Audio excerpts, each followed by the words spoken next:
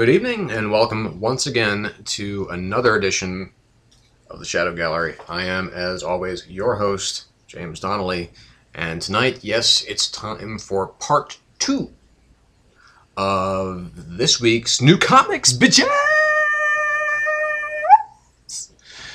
So yes, I'm in a decidedly better mood this evening than I was yesterday, and not that today was better than yesterday. In fact, in some ways it was worse, but, you know,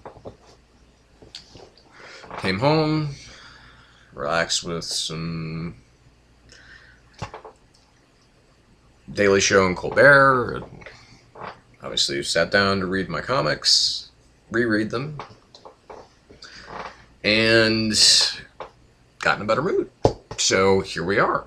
Just you and however a dozen or so of you that watch this on a regular basis. I don't know how many, I need to check sometime to see how many subscribers I do indeed have, but I bet it's not that many. And certainly even fewer of you actually watch this on a regular basis. So, but whatever. Like I said, if I can reach out to just 4 or 5 of you, that's still 4 or 5 more people that I'm talking to about it than I am right now in the comfort of my own home. So, as I said, this is going to be a 3-part week. Tonight we're going to be doing the Independents, and then tomorrow night we're going to be doing DC. This night might go a little bit faster than last night, only because there were a lot of issues to talk about. And there was, of course, the kind of prelude where I was talking about the Wonder Woman documentary that was on PBS, and of course, everything about Boston Marathon, my feelings about that a little bit. But tonight, we do have more to start off with because we have some actual comics news that I'd like to talk about, and that is the EISNERS. As I'm sure most of you know, the Eisner nominations were announced today. I'm not going to go through every single one of the categories because, frankly, that's just boring. Well, I shouldn't say boring. I mean, it's always exciting to see people who are excelling in their field to get recognized for their field. But we're just going to kind of go through the stuff that you and I and most of the rest of us do really care about. For instance, kind of like the major awards, if you will. And I'm going to go through a lot of these one by one. And some of these I'm not going to waste too much time with because I'm just not too keen on them. But it's nice, some of these were indeed very surprising. One of them, in particular, was quite surprising. Many of these I'm very happy about. A lot of these I kind of couldn't really care about. But it is interesting. Now, for instance, the best single issue or one-shot. Now, I was surprised that nothing... I mean, admittedly, the Eisners are a bit, like the Harveys. They're a little bit more for the... I hate to use the word kind of elite crowd, like the comic elitists, which I don't consider myself one at all because I don't pick up a whole lot of independent books, which is where a lot of this stuff seems to come from. But single issue, I was just surprised that there wasn't anything from even an Image in here. It's just there is one thing that I'm interested in seeing, though, which is the Meyer, which is actually done by Becky Cloonan, which was self-published, so I'll have to search that out, which was a nominee for best single issue or one shot. But best continuing series. Well, okay, so we're going to start with best new series, and we're going to go to best continuing series, because it's weird. Because they do kind of, despite the fact that these are new and continuing. I don't know exactly what criteria they use to base this off of. We'll first start with Best New Series. Now we have the comic based on Adventure Time by a bunch of people that I don't know. I don't watch that cartoon. It holds zero interest for me. I hear it's good, I hear it's funny, but like Futurama, it's one of those things where it's like people just, they go over the moon about it, and I just don't really care. So, a book called Bandette, which I've never heard of. Yeah, that's from Monkey Brain. So I guess that's probably why I haven't heard of it. And then there is Fatale. Yay. Hawkeye. Yay. And Saga. Yay. So you got 3 of the major titles that I pick up, 3 of the best, certainly the best titles that are out there in the Best New Series. And then Best Continuing Series, Fatale, which is Best New Series. So I guess I'm assuming that Best Continuing Series somehow means that it's an ongoing series and not just a mini-series. Something that continues, as opposed to, okay, well, yeah, these are books from before this nomination year that are still going on. So we have Fatale, again, yay.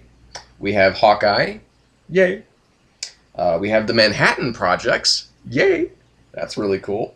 We have Prophet, again, which I'm not reading, and I feel like is one of those things that I will probably end up getting in trade and end up kind of like, why wasn't I reading this before when it was coming out? And then, of course, again, Saga, yay. So that's, that's all cool. And then you have, kind of your whatever. And then then we get to Best Writer. Now we have first Ed Brubaker for Fatale. Yay! We have Matt Fraction. Yay! For Hawkeye and Casanova. We have Brandon Graham for Multiple Warheads and Prophet. We have Jonathan Hickman. Yay! Just for the Manhattan Projects, though. Brian K. Vaughan, Saga. And Frank M. Young for something called The Carter Family, which is from Abrams Comics, or Comic Arts, which I've never heard of. Then to Best Penciler / Inker, we have David Aja for Hawkeye. Yay! Becky Cloonan for Conan the Barbarian and for The Muse. Yay! Colleen Coover for Bandette. Sean Phillips for Fatale. Yay! Joseph Remnant from Harvey Picar's Cleveland. And something that made me insanely happy, and I thought was kind of one of the biggest surprises here, which is Chris Samney for Daredevil and Rocketeer: Cargo of Doom. Yay! To me, that's just one of those things. It's like, I'm so happy that he was recognized for his work, not only on Daredevil but also for Rocketeer, because he was pretty awesome. Best Cover Artist. We have David Aja for Hawkeye. Yay! Brandon Graham for King City, Multiple Warheads, and Elephant Men number 43. Sean Phillips for Fatale. Yay! Yuko Shimizu for The Unwritten, so I'm sure that makes Ghost Critic happy. And J.H. Williams for Batwoman. Yay! Well, we'll go over who I think that they really missed. Best Coloring, the big one for me was Dave Stewart. Of course, doing both Batwoman and Fatale is just brilliant. And that's kind of it for the ones that were kind of the most interesting. Now, I do think that there were 2 kind of major oversights, 3 really. But I can kind of understand. No, I did say did forget best adaptation from another medium, and that is one of them is Richard Stark's Parker the Score from Darwin Cook. Yay! But the really big oversights I felt in these nominees were there is, other than Chris Samney, there is, as opposed to last year, there is zero love for Daredevil, which I find to be very surprising because I think it's actually improved. I think it's actually gotten better since last year. So no continuing series for that. No best writer for Mark Waid on that, which I thought was really, really surprising. And, you know, it's like, you know that you're not, unfortunately, going to get, like, the, you know, I mean, obviously people like Brubaker, Hickman, these are big names, but they're being celebrated for their independent work. You know, I do think that at least they could have included, as far as Brubaker, they could have at least included the Winter Soldier in there. But, whatever. So you're not going to get, you know, Daredevil was like, you know, Daredevil last year and obviously this year seems to be Hawkeye is the one that's kind of the big two that's getting the love here. So that's kind of taking the place of Daredevil, I guess I would say. But, you know, books like, you know, Snyder's run on Batman, you know, Snyder's run on Swamp Thing, Snyder's run on American Vampire. I mean, these are all things that, you know, Lemire's work on, like, The Underwater Welder, or even Animal Man, or, you know, those are all pretty strong books. But, you know, again, you know, it's like I knew that Snyder wasn't really going to get anything, and it's sad, but it's true. Because, you know, really high-profile titles don't seem to get kind of this award love. That comes to, like, the IGN awards and all that kind of stuff. So, but one thing I was just really kind of surprised also about was the lack of Francesco Francavilla, at least for Best Cover Artist. Because, I mean, let's face it, I mean, some of the covers he does are pretty fucking great. So, and Alex Ross, no love there for, you know, Best Cover Artist. So that was, you know, again, it's another weird one because it's like, you know, it's Alex fucking Ross, man. I mean, this guy does pretty astonishing work. But, you know, that's life in the big city, I guess. I have to say that because I'm wearing my OCP shirt. But anyway, so let's talk about the independents that came out this week. Because there were some really good ones, one not really good one, and no bad ones. So that's good. Excuse me. So, excuse me. I know, don't say it. Just don't say it. Okay, so we're going to start off with Star Wars number 4. So we've got Han and Chewie. They are escaping their Imperial pursuers on Coruscant and putting up a pretty big fight as they make their way into the thousands of stories below the towering spires of the great planet of Coruscant to kind of find some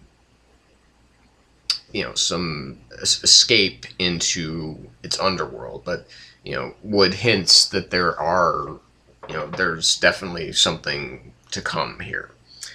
And then we've got Leia taking Wedge and some of the rest of her kind of covert ops X-Wing team. And also we have a moment with I'm assuming that will eventually be Admiral Akbar, but right here he's just the bridge officer. And Mon Mothma is basically, he is basically saying, none of these X-Wings are cleared for flight. We'll shoot you down. Mon Mothma comes in, says, these X-Wings are to do whatever the hell they want and make sure that every, all records of them departing are scrubbed, because this is her covert ops team, and then, the whole kind of forget I was ever here. So Mon Mothma really, obviously didn't really make much of an impression in Return of the Jedi, which is the only time that we've seen her outside of, the other assorted Star Wars universe books, tie-ins, what have you.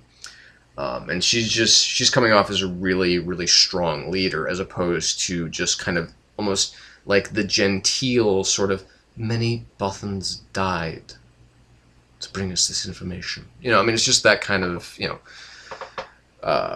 it's a little bit like, you get the sense that this is the chick that's leading the, the Rebel Alliance. She seems a little bit too soft.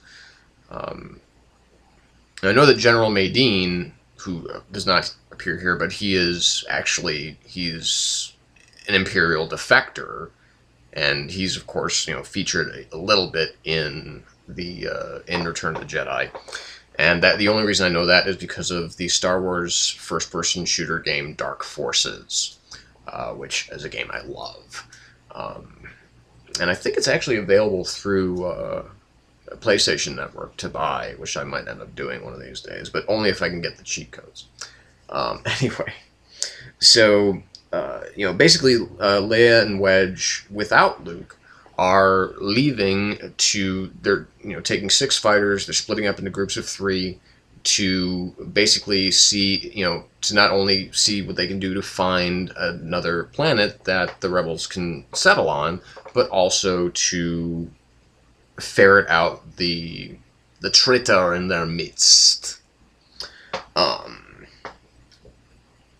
then we have, back kind of watching all of them leave, we have Luke, who is just, again, kind of looking in the distance, and he gets, through the Force, he hears Obi-Wan, and Obi-Wan basically tells her how important Leia is, and why he still doesn't say anything about the fact that he's her sister while he's having kind of these romantic thoughts about her is a little bit disconcerting.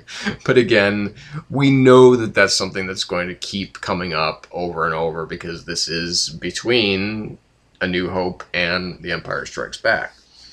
So, but we also find out that Prithee, the one that seems to be kind of vying for Luke's affections here, apparently can also hear Obi-Wan. Oh, interesting. And then we have Darth Vader, who is still overseeing the construction of the new Death Star in his demotion. And he is, he's getting some complaints from some of his underlings, and of course, one of them is, not talking back, but just kind of like, you're just putting too much strain on our workforce here. We're not, there's no way we can get this done in time. And then just, as it were, it just, he's just sitting there, and then all of a sudden, there is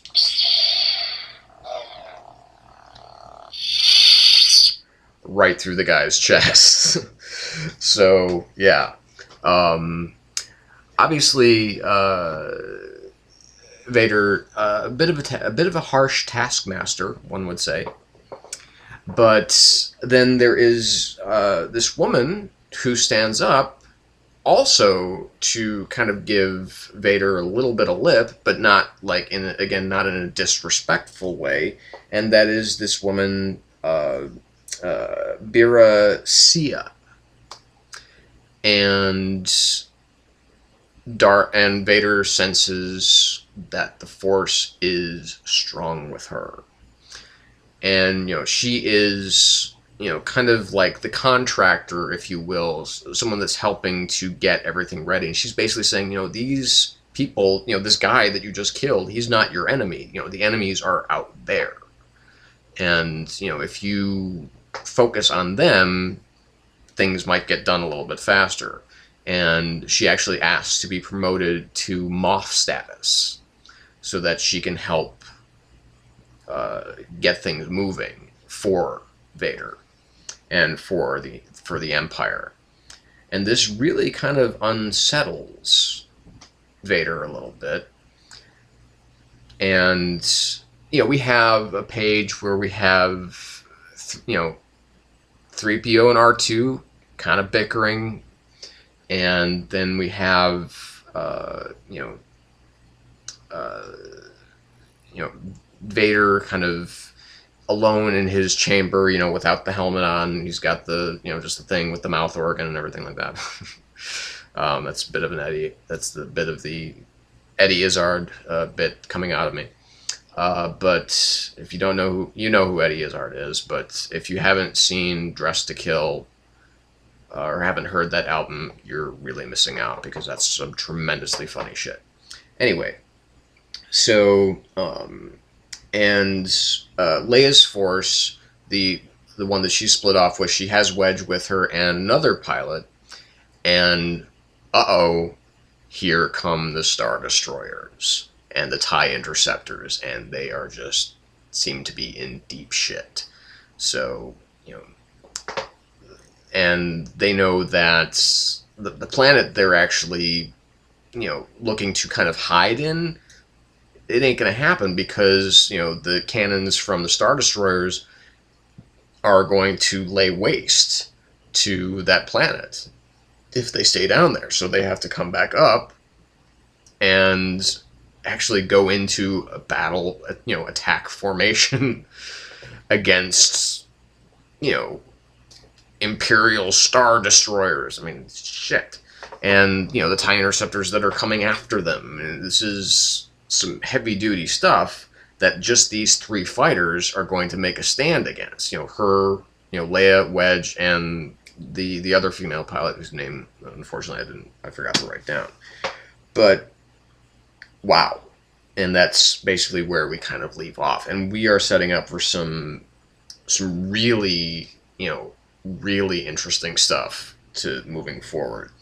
There are, would create some terrific character moments. I mean, just even the little interlude with 3PO and R2 works really well. Just this, these little kind of hints, and this character of the Bira Sia is really, really interesting to me. It's just to see someone who's, they don't seem to be, overtly evil or anything like that, but they're working with the Empire and, have some connection to the Force, apparently. So, that new character popping up here is very interesting to me. It's one of the more interesting new characters, because, you have Prithee, who I can almost guarantee you is the traitor, because, this is the only kind of problem, if you can really call it that, with this series, is that it does take place between two extremely well-known films of the science fiction genre, almost defining, if you will. I mean, you have, one of the greatest sci-fi films ever made, and then arguably the greatest, well, certainly the greatest sci-fi, adventure film ever made, which is Empire. So it's hard to, because we know that a lot of, some of these characters, they're not existing in Empire Strikes Back, so where did they go? What happened to them?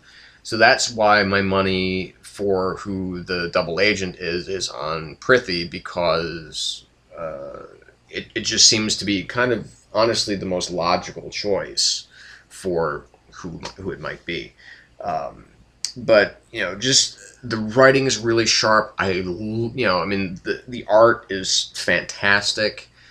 But the opening sequence with Han and Chewie definitely took the cake for me as far as my favorite part of this series so far. I mean, just as they're, as they're, just the banter back and forth between them. Obviously, we don't understand what Chewie is saying, but obviously, with all of Han's inference of what Chewie did say or what he did ask or whatever, and he comes out of the, kind of hatch with a laser bazooka and shoots down some of the TIE fighters that are chasing him. It's like, oh, fuck, that's awesome. That's so cool. That's so badass. Chewbacca, man. Just awesome. Awesome stuff. I loved it. So this was just a really terrific issue, filled with a lot of intrigue, with a lot of excitement, with a lot of that's a really good cliffhanger. I mean, it just was very, very satisfying. So this was, like I said, the only kind of problem, again, is that this is just, it's wedged, pardon the, no pun intended, between two films. And we know that a lot of these people aren't going to make it to that next film. And we know who does. So, at a very, very solid 4.5 out of 5 for Star Wars #4. Definitely the best issue so far. Jennifer Blood, #25, as we move on to Dynamite. So basically we have, we're finally picking up from issue 23, which is where Jen was, was shivved, we would assume, to death. But no, apparently she was not. In fact, she actually, everybody thought that she was going to be paralyzed, so on and so forth, because we have this kind of board of the prison directors that are kind of hammering out their, the bureaucracy, that they're talking about, it's kind of the, the bureaucratic side of running the prison, the practical side of running the prison. And you have, the big shock that, even after all of these wounds, Jennifer still got up. Even though she collapsed almost immediately afterwards, she still got up. And so they decide that it is time. There's this one kind of creepy, pseudo-creepy doctor, this Dr. Thrower. And, he's got, long fingernails and kind of scraggly hair and everything like that. And he just seems kind of, weird. And you're not really sure where he's coming from. And he is basically, he's kind of certainly not espousing the virtues of who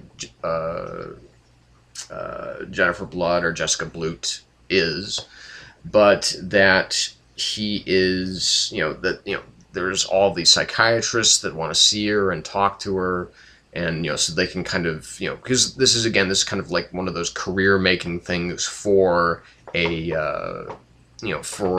psychiatrist to actually go in and talk to one of the more, one of the most famous, killers in recent, history for this universe that Jennifer Blood is in. And he seems to kind of take a very personal interest in Jen, and actually, recommends that she is put into solitary, not to punish her, but to actually protect some of the other inmates there, because she will try to kill them again. And of course, there's this big bitch that, is always up in Jen's grill, and when she kind of gets out of solitary after a while, she is, she goes out to the courtyard, and Dr. Thrower actually recommends, basically just tells him, don't kill them. She just tells Jen not to kill anybody that fights her. And Jen, we get, again, these glimpses into what she's going through while she's there, is that she's getting these, strange, bizarre, kind of sweet letters, some that are just, kind of like the kind of the stupid, God, followers of Jesus, that write, poor, that can't spell and can't, form, complex sentences or anything like that. And then there are some that are, you know, kind of sweet about wanting to kind of take her on a date when she gets out. And then there are some that, you know, just basically are just kind of, you know, sex letters where they're just saying, you know, she's, they want to treat her like a whore and all that kind of stuff. You know, that kind of the standard kind of prison correspondence that a woman like Jen would get. And again, we finally do get these psychiatrists, you know, one after the other, that try to get her to open up. But she also gets you know, all the letters are opened except for one that comes one day that is basically says that anything is possible, even escape. And so who is this coming from? You know, who is trying to help her? Is this actually a setup of some sort? And yes, when Jen does go out back to Gen Pop, she does, you know, basically she gets into fights, but she doesn't kill anybody. And so she never really gets into a lot of trouble for that. And of course, you know, scores of women keep trying to take her on, and she basically establishes her dominance in the same way that she feels that she established dominance over her son, which was to basically not to, you know, but to basically let them know who's boss. The method with her son was just basically saying, you know, you can't do this, you can't, and then just kind of making that point stick. And the same thing here, but just with brute force.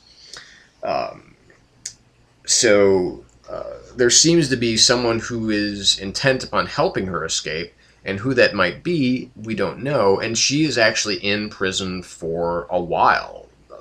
A good amount of time passes. I think actually a year goes by. And then one of these psychiatrists actually comes in, and she's kind of let herself put on some weight and, you know, really kind of, not fat or anything like that, but just a little bit of weight, so that to kind of slightly alter her appearance a little bit. And then the last psychiatrist that comes in to see her, that was recommended by somebody, looks almost exactly like Jen. So a plan is forming. Now, again, you know, Al Ewing doing some really solid work here, you know, giving some of the absurdity of, you know, of the title that it's, you know, that it's kind of known for. He does some pretty decent prison drama. Although this is not an overly dramatic issue, it's just, I mean, to keep you know, he keeps everything at a good tack. You know, he has some nice kind of action beats.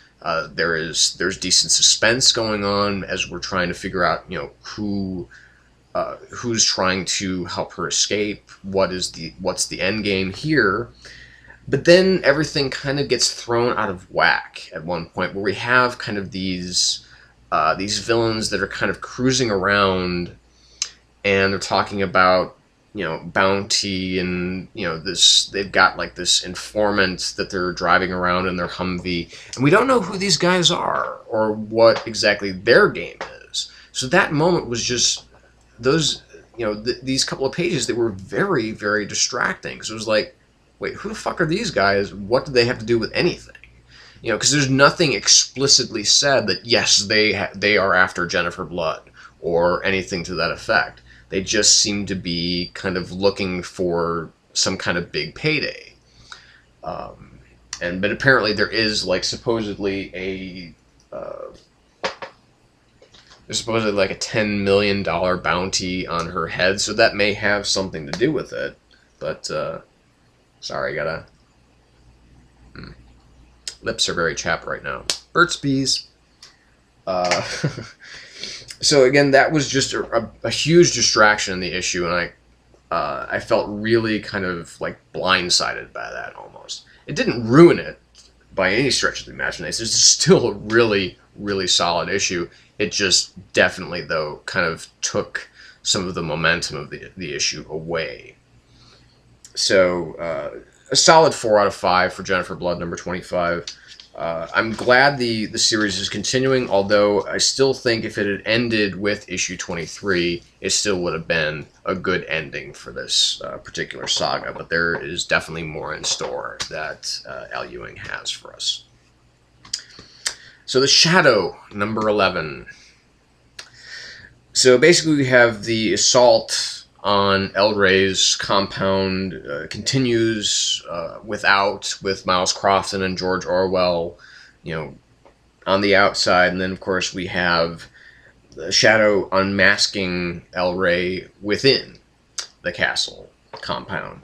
And when we do get this final moment of the unmasking, it is literally just kind of this ugly, creepy looking guy, and he's just a puppet. And he knows exactly who's pulling the strings, of course, and that is, his kind of femme fatale paramour there, the Black Sparrow.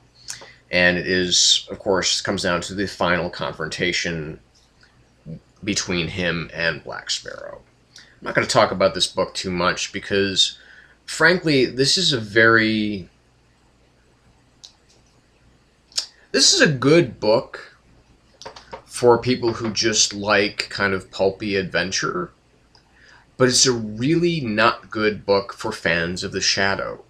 The reason for that being is that Victor Gischler, who's been writing this the last several issues since Garth Ennis just up and disappeared from this book, has basically been writing him as kind of almost a James Bondian kind of hero. That, he has, he's kind of quippy, he's kind of quick-witted, but, there's none of, Chris Robinson in Masks, despite the fact that that series is confusing as all hell, at least he writes the Shadow very, very well. He makes a very, he has the Shadow's voice in his head, so that when the Shadow speaks, we can hear the Shadow's voice. This character is not the Shadow. It's a good pulp adventurer character, but it's not a good Shadow at all. There's no sense of that, yes, he is kind of fate's hand, and, that, he never fails and he will punish the guilty. And, of course, he does that, but he does it with kind of like a song in his heart and a smile on his lips. And that's not who Lamont Cranston, Kent Allard, the Shadow is. It's none of those things. And that is very, very distracting. And if he continues to write this book, this is going to be a drop. That's just the way it's going to go. Because he doesn't have the voice of the Shadow. And if I'm picking up a Shadow solo series, I'm expecting to hear the voice of the Shadow. At least that was one thing. There were a lot of things that Garth Ennis did really well with his initial arc. But if one thing is certain, it was definitely he had the Shadow's voice down pat. And it was awesome. At least that part of it was really good. And it is... So, I almost feel bad about some of the kind of not so great ratings that I gave to that particular book, that particular arc when he was writing it, because this just seems to be going all tits up, frankly. It seems to be going all wrong. Despite the fact that Aaron Campbell's art has gotten a lot better, but just, this is not the Shadow. I can get this book elsewhere. I can get a good pulp adventure book just about anywhere else. The Spider is way, way better than this book. But of course, if you're on Twitter, follow Dynamite Comics, first of all. Get that, start putting in the hashtag Pulp Comics. Add in the hashtag Save the Spider, because the Spider is definitely such a good book, and I'm scared that it's on its last legs. So anyway, so 2.5 out of 5, really, because the book, like I said, it's a good adventure tale. It's a good pulp adventure tale. It's just not the Shadow, which is the only reason that I give it anything higher than like a 1.5, because it's a shit shadow book, but it's actually a pretty decent comic book. So I still don't know why they felt they had to include George Orwell into it, but that's just whatever. Archer and Armstrong, number 9. So moving on to Valiant. So we've got Gilad and Aram, or Armstrong, and Kay the Geomancer against Obi, whose body has been overwritten by this artificial intelligence of the Boon, or the Null, I should say, called the Last Enemy. And it's basically, it's these guys, it's all of them versus Obi, aka the Last Enemy for right now, for the fate of the world. And we get this really interesting opening with Gilad, who is confronting Jack Ruby, of all people, who turns out to have actually been an agent of the Null. And just from a historical standpoint, it's kind of fun because you have Gilad in this kind of hippie gear and everything like that, even though it's not quite that time yet, because this is still the early '60s. I don't remember if this was right. I don't recall if this was after Kennedy's assassination or prior to it, but whatever. So, and he's got his go-go dancers, and I can't remember exactly what he called them, but they're like the go-gone dancers, the gone dancers or something like that are all assassins, and it's kind of a fun book, or it's kind of a fun moment to start it off. So, basically, as this ginormous fight continues, we have Kay, who goes into she kind of discovers her lineage, her past of, who the Geomancers, who her predecessors were. One of them, for instance, is Scheherazade from 1001 Arabian Nights. And these are, and they're speaking to her very cryptically. She doesn't understand any of it, but she definitely does, because she was shot in the throat by Archer, who severed her, or not severed, but stopped her vocal cords so she couldn't speak, which seems like that would be a good weapon against someone like Satana or something like that, and not something so much against the Geomancer, unless she needs to speak in some way to. I'm assuming that she must need to speak in some way. And so we have, this fight, she goes into this, otherworldly place to talk to her predecessors and to try and figure out what her next move is. And then we have all over the place, we've got all this going on with, Gilad and Aram fighting against Obi, and are hopelessly outclassed because Obi is he's just too strong of a fighter for both of them. But fortunately, they're both immortal, so that doesn't hurt their chances. But it just seems to be that they just can't stop him from releasing, the end of the world, the end of everything. And basically, it turns out that the real Obi, inside, and Kay, the Geomancer, have some tricks up their sleeve. And basically we have this really cool moment in which Obi does actually figure out how to overwrite the programming of the Last Enemy and become himself again. And then Kay comes out from, her other, her kind of out-of-body experience back into the present, and starts to basically rewrite the kind of the null equation, so that the big bomb doesn't go off and the world is saved. And then we have this moment which Gilad finally is kind of making peace with Armstrong, and also makes peace with Obi by basically telling him that, you know, he's heard things about Project Rising Spirit, and that they are, you know, that a lot of their shadowy stuff is based in Nevada, and that very well might be in Area 51. But someone is already back in Las Vegas, and that is Mary Maria.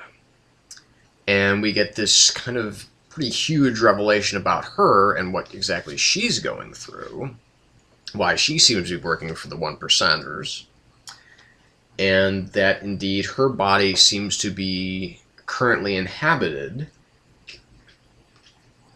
by her parents, by the elder Archers. You know, parents, I should say.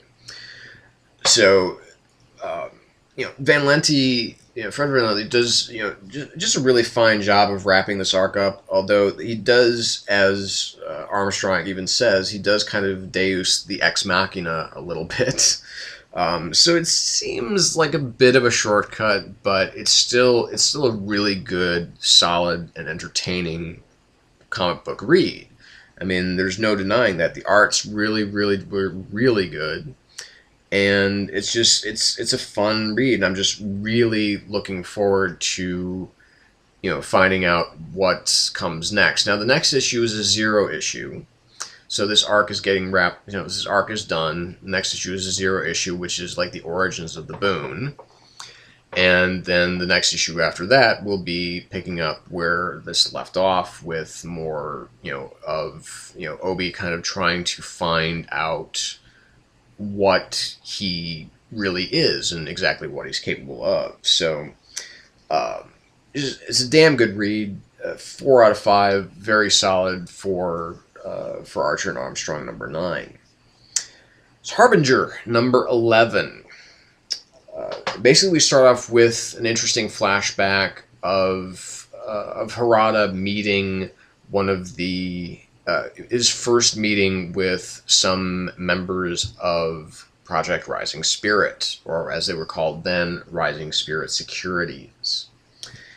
And then we get a bit of kind of a side flashback, if you will, to the present day, in which Harada, he is kind of going over what he plans to do for, you know, he's planning on breaking out, you know, he's you know, working again with Karetich from Bloodshot to get Bloodshot into a position where he can free these other Psyot children from PRS. And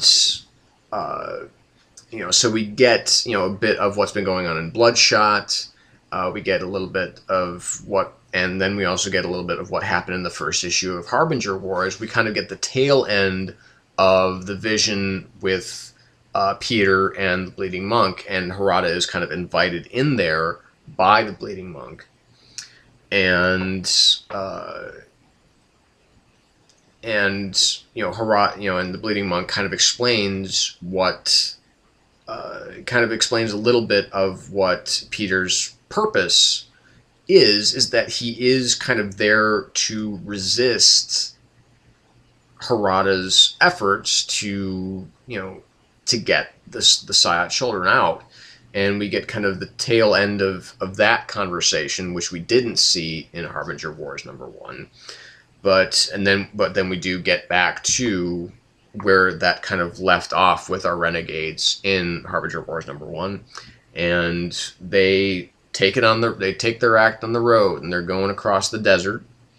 And, you know, Torque, being who he is, you know, because he just, you know, he's been living kind of in his own imagination for so long, and now that he's technically a grown-up, he's, you know, he wants to go to a bar. He just wants to go. So they hit this roadhouse, and of course, you know, Peter and Chris are kind of talking outside. They're talking about what he's experienced with the you know, with the Bleeding Monk, and what he's basically set in motion is that he's told him about the Psyot children, and how, you know, Peter basically needs to help them, to save them. And then we have, on the inside, of course, Torque is, he's all, Mr., uber testosterone right now. And there's this handicapped guy. There's this guy in a wheelchair who is, who kind of, if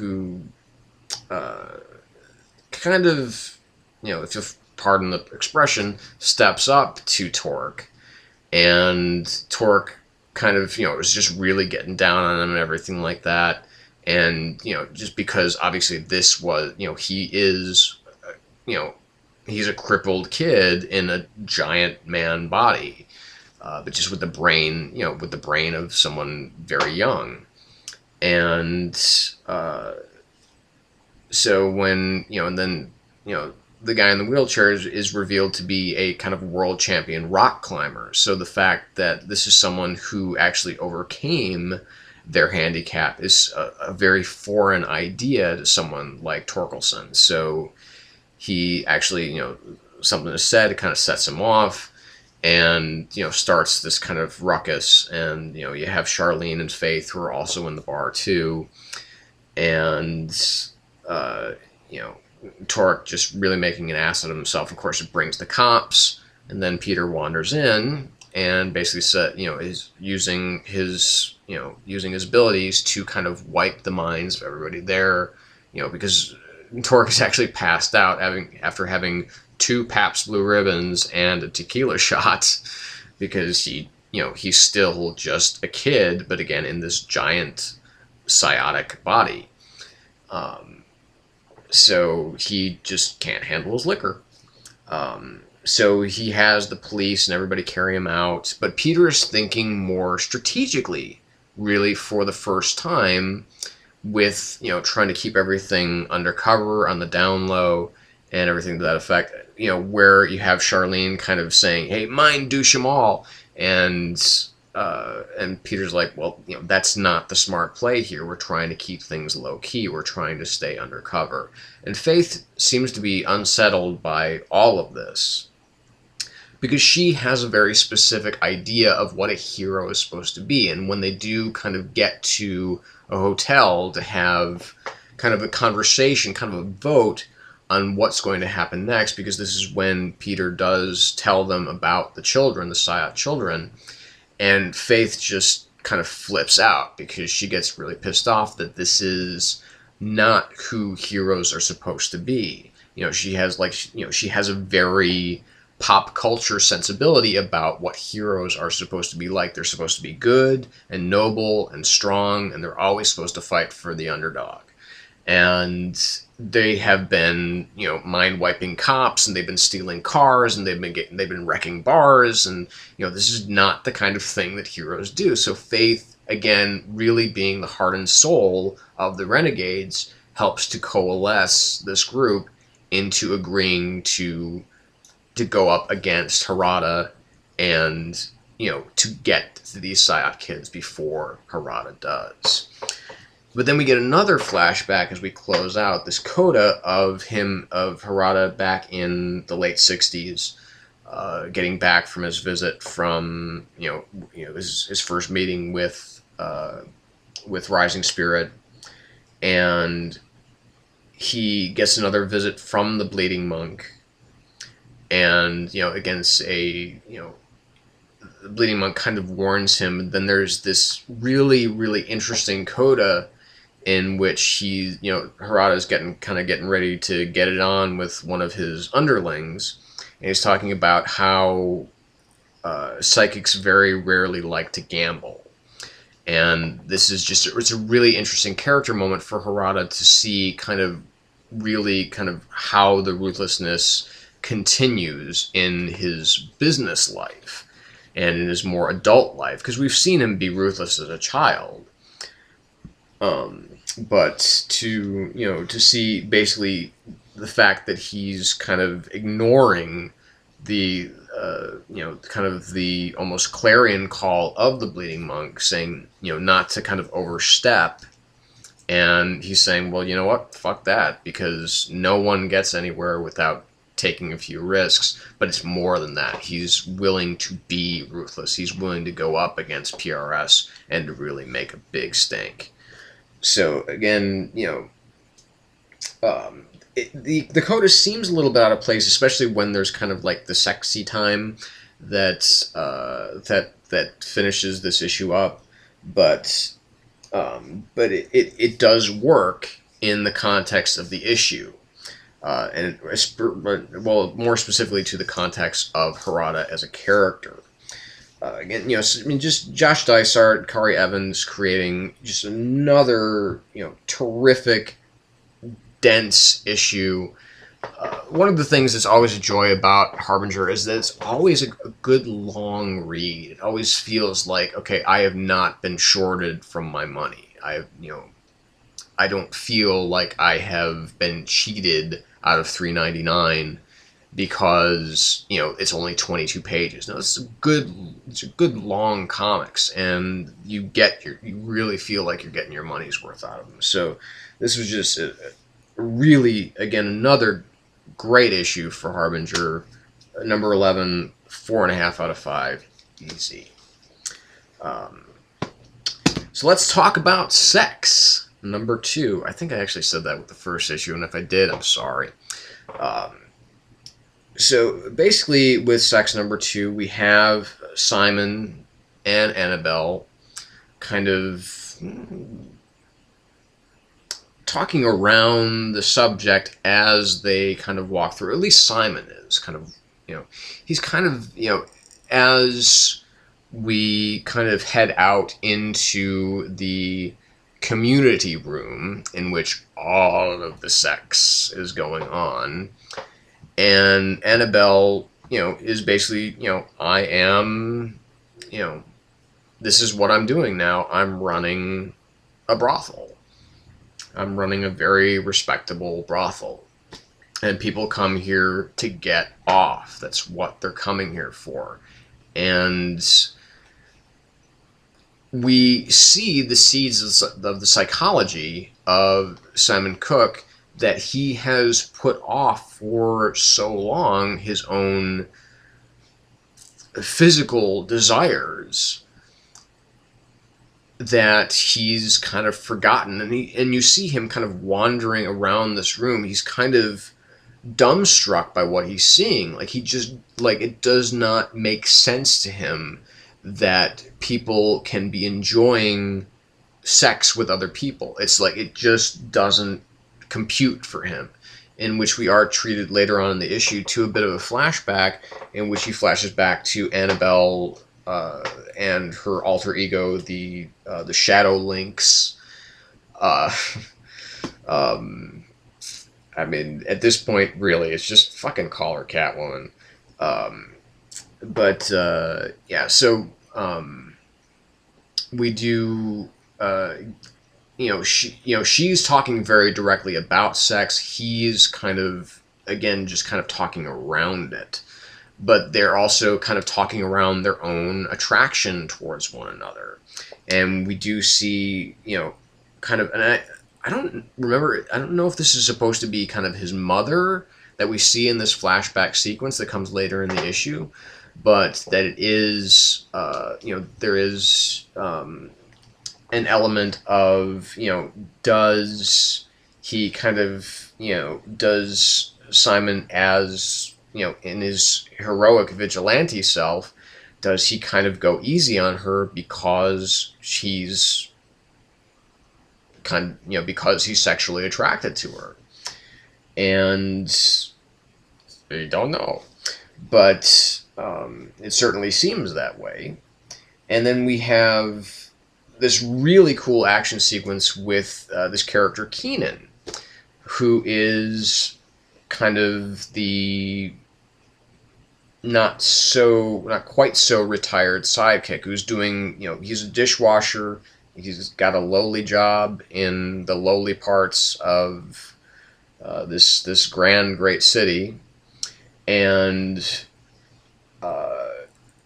he has stolen some very important information, and he gets, and he uses his cunning and his skill to get away, because that's, and he talks about, in this journal that he's writing in, and just his observation of everything, just that's the kind of guy that he is that just because he gave up, it doesn't mean I have to. So of course we're assuming that he must be referring to Simon Cook.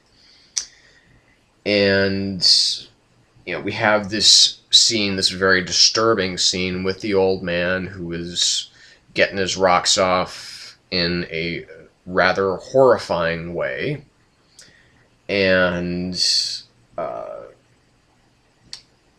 some very shocking violence. And we get a very mysterious gift that is left for Simon in his penthouse. And it's, of course, this beautiful, naked woman who is ready to get it on with him, but he rebuffs her advances, saying, "You picked the wrong John," because he knows that she basically declares herself as a working girl. And he believes that she's been sent by his lawyer, and he admits to knowing nothing about it. And then he does get a call about, it was a mistake to refuse your gift.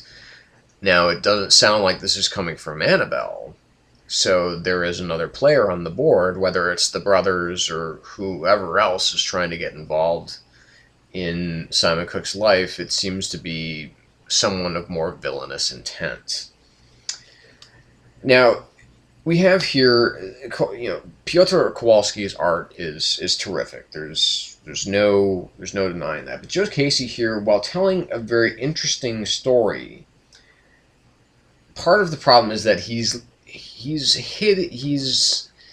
really hitting. He's really a little bit too on the nose with this book. Is that, yes, we have basically we have a Batman, we have a Catwoman, we have kind of a Robin figure, and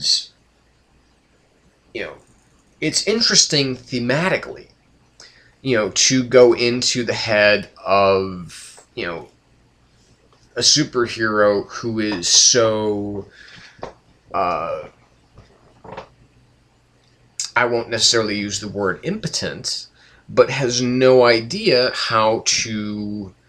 my takeaway from this issue and from this series so far, and what I think it's trying to make itself into, is that it's trying to kind of be a bit of a superhero tale, but it's also about the psychology of superheroes and sex. Now, obviously we've seen Batman get it on. We've seen it pretty somewhat explicitly in Catwoman #1 of the New 52. But, other superheroes are out there getting laid. But, this does speak to the psychology of the hero. Obviously, we've dealt with some of this with Watchmen, of course, kind of the fetishistic application of the costume, and, how that actually, is something of a hindrance to Dan Dreiberg sexually without the costumes, but with the costumes, like, oh boy, it's gonna blow. And so, but if this is actually only supposed to be a 4-issue series, which is my understanding of this series, they better get going, because there seems to be a very short period of time in which Casey has to deliver his thesis. And so if it's only 4 issues, then he needs to really step up his game in the next couple issues, in the next issue, because this is maybe a little bit spinning its wheels, but it's still telling what I think to be an interesting and somewhat compelling story. So I liked it. It's a good issue. Not great, not bad.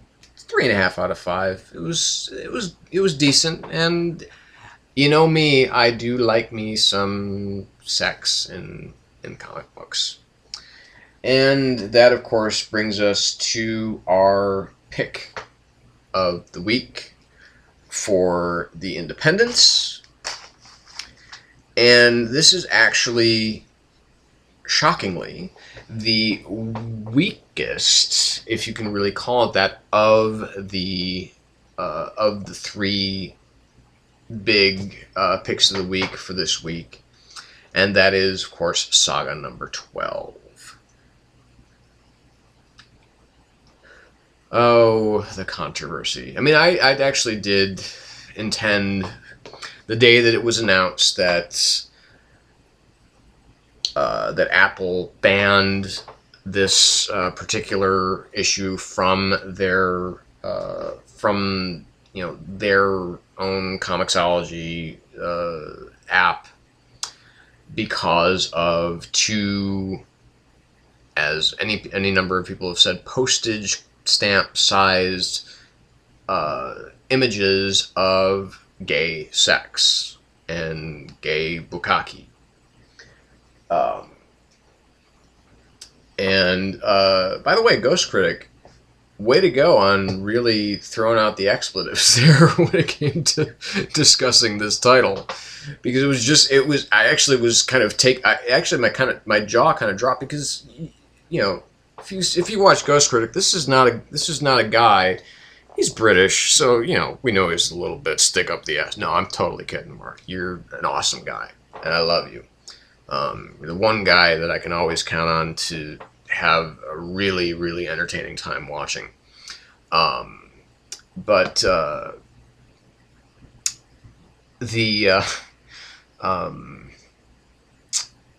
Just when you said the words "sucking cock," it just really was like he just dropped, a dirty word. It was just weird to me, but I loved it at the same time. It's like, yes, all right, finally, somebody else swears here, so it just made me feel fucking cock-sucking, cunting great. Anyway, so there's a lot been made of this. Now, like I said, I was thinking about talking about this the night that this news kind of hit. I'm glad that I didn't, because of course this was just kind of a colossal fuck up on Comixology's end, and it was not, any kind of, censorship or anything like that. They did eventually, Apple did eventually allow for the comic to be sold through their own marketplace. But still, Apple does have some pretty shitty terms of use when it comes to their apps, which is one of the reasons that I have only Android devices and I have a Windows computer. So I did, of course, because I couldn't get to it immediately, I felt, again, before this news came out, that it was Comixology's fault. I did buy it online through Comixology. Still got the physical issue, but just wanted to kind of show my support for Saga in the best way I could, which is through my wallet, and of course espousing the virtues of it almost non-stop through my through these vlogs. But what we have here is, I know a lot of people seem to feel that not only was this a lot of fuss made over nothing, but more importantly, it did nothing for the story. I disagree. Because what we do normally see is we see his frame of mind when we watch Prince Robot IV and the images that flash across his screen. Now, I see this, the way that I see it is I do see a man in a combat situation who is potentially dying, and his, one's thoughts tend to turn to either things that they have done or things that they want to do, or just kind of, in this particular case, maybe even kind of the, one would almost say, homoerotic nature of war. because obviously sex, violence, there is a correlation, not so much a causal, but that, that there is definitely a connection to be made there. So there are a number of different ways to interpret it, which is why I think that the images do work, and which is why I won't spend any more time talking about them. But what's really going on here is, of course, Prince Robot is seeking out, obviously he's still seeking out Marco and Alana and Hazel.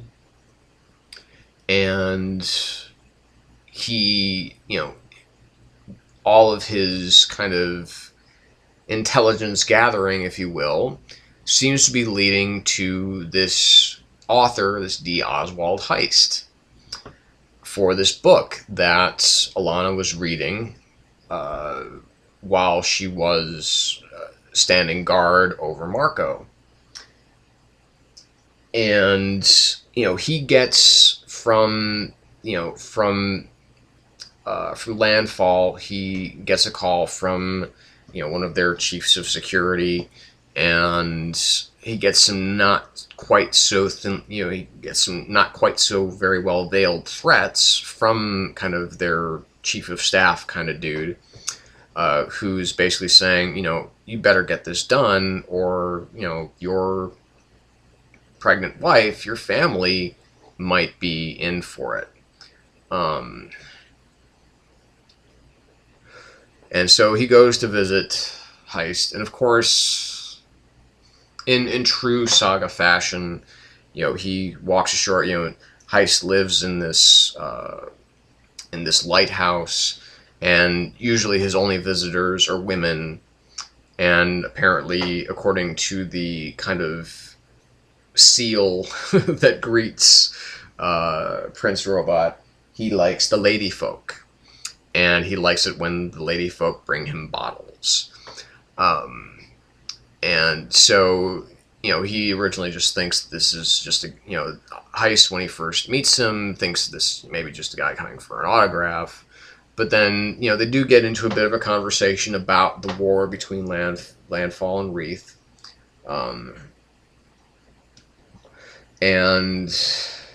Because of this book, because, Heist says this book is just dreck. He wrote it because he needed the money. And, he thinks the book is shit, and he just keeps saying over and over, it has there's no political allegory here, there's nothing about war or anything like that. I mean, it was just me just cashing a check. That's all it was. But Prince Robot definitely thinks that there's something deeper going on here, and he does continue to press the issue, in which eventually he does reveal, Heist does reveal the book's kind of true colors, and that, yes, indeed, it is kind of, it is not, inciting, necessarily violence, but it is kind of almost anti-war propaganda. That there is a very subversive message within the book. And the reason for the subversion is that his son, Heist's son, served in the war, and he died, but he did not die in the war. He killed himself after the war, after returning home from combat. And so we get this wonderful treatise by Vaughn. Ultimately, we definitely, even though this is being spoken from the voice of Heist, Vaughn really exerts his own voice in here as far as the nature of basically what happens to warriors when there is no more war left to fight.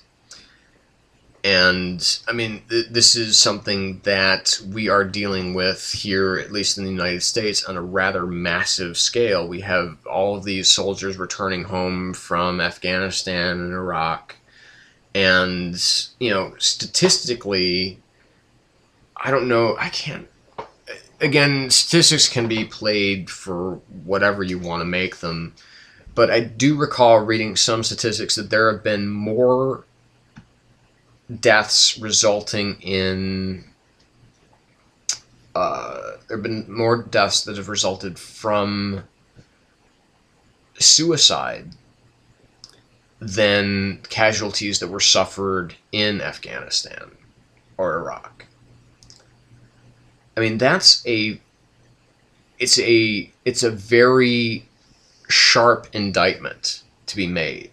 And this is something that, I mean, it's 2013. We're still dealing with this. We're still dealing with soldiers coming home with massive PTSD, shell shock. Fuck it. We're just going to call it shell shock because that's really what it is. If you do get the chance, look it up on YouTube.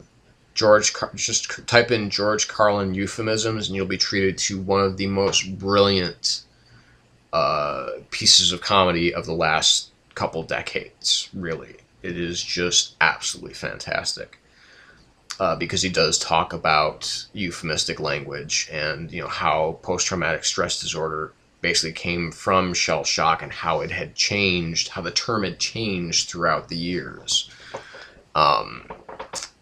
and, you know, to make shell shock sound softer and not quite as painful. But that is what it is. And so, I mean, we do get this very harsh social criticism going on within this book, but also leaving off with this awesome cliffhanger moment.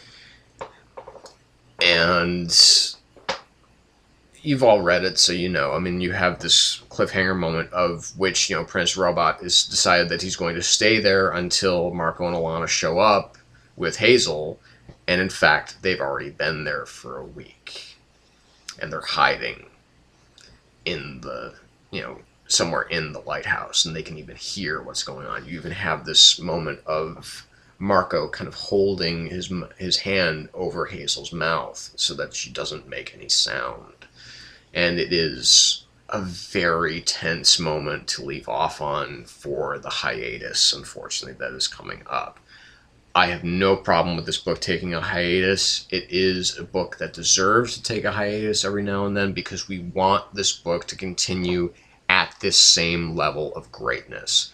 This is an excellent issue of comics.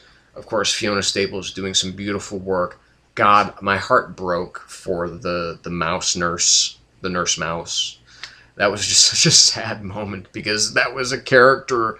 I mean, it was like 5 or 6 panels, and I was already attached to her. That's the power of Vaughn and Staples on this book. That's why this book deserves every accolade that it's receiving, and why it deserves maybe to win, you know, any number of EISNERS or any number of Harveys, depending upon when we get around to that. But it's just, I mean, Saga is such a great book, and this is just another, I know people have talked about this issue being kind of a weak issue to leave off on. I do agree to a certain extent. This is not maybe the most, it is kind of a slow, more ponderous issue, a very talky issue, but this is one of the reasons that I love pretty much every issue of Y the Last Man, pretty much every issue of Ex Machina, every issue of Runaways. Even when it does get talky, even if it is just more just kind of conversation, it still resonates. It still pounds home. It still hits you right here and right here.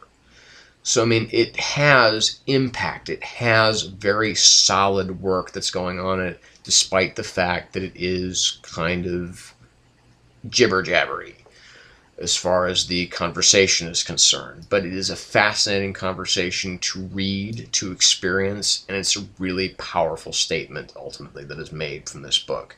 So it is still a 5 out of 5 for Saga number 12. And you know what? You know what what the coolest part of this issue is? If you read the letters column, it is on the first page of the letters column. There will be a Lying Cat t-shirt. So as soon as that comes out, if you know about it before I do, when it's going to be coming to comic book stores or anything like that, I've already asked. They don't know yet. But if anybody knows before I know, please let me know, because this is something I am going to be pre-ordering the shit out of. I want to get one for myself. I want to get one for my wife. I want to get one for you and me and them and everybody. I mean, it's a Lying Cat t-shirt. It's going to be awesome. I don't care. I mean, if it's printed on yellow, I don't care. I don't give a shit. It will still be Lying Cat on a shirt saying lying. So, but anyway, that's it for tonight's second part of our three-part segment, our three-part week in review of New Comics, bitches!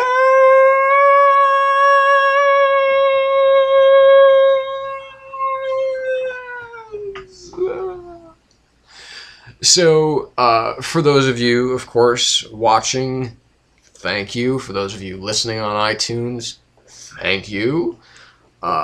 Always so happy to talk. Well, not always so, but I don't necessarily always start off happy, but I do always kind of end up happy, because I've gotten to share my ideas, gotten to share some stuff about these great comics and some not so great comics, and hopefully you've maybe said to yourself every once in a while along the way, hey, maybe this is a book that I should be picking up. Whether it's in trade or whether you wanted to go out and get the individual issues or whatever. But, you know, that's the hope here. That's the goal here. I'm not a shill, but, you know, if I end up, you know, if you are turned on by some of the stuff that I have to talk about, great. If you're not, well, that's your problem. So, but again, thank you so much for watching and listening. If this is your first time here, it would be strange, but please go ahead and subscribe. You know, you have the button. You can click subscribe. I love new subscribers. Even if you're not one of those that is going to watch every single segment or every single episode of New Comics, bitches, that I do. So, but I always welcome more. I do welcome comments, criticisms, complaints, whatever you might think about this vlogging. I am going to try out a new style sometime soon. It won't be fancy editing or anything like that, because it's you know, I do these obviously for hours and it would just be way too difficult for me to edit that together and then put it into some kind of cool stuff and then put it out there and upload it and so on and so forth. It's more fun for me to be conversational with you. So that's the style, that's the way I do things, and that's the only way that I can really see me doing this. Just that, I'm not saying that it'll be a format change, but it will be maybe just more of an experiment than anything else. So that is it for this evening, and come back tomorrow, in which I will finalize this week in comics by talking about DC. So thank you again for watching, and for those of you out there listening, again, I am James Donnelly. You are now departing the Shadow Gallery. Thank you once again, and just always, as always, remember to stay in the shadows.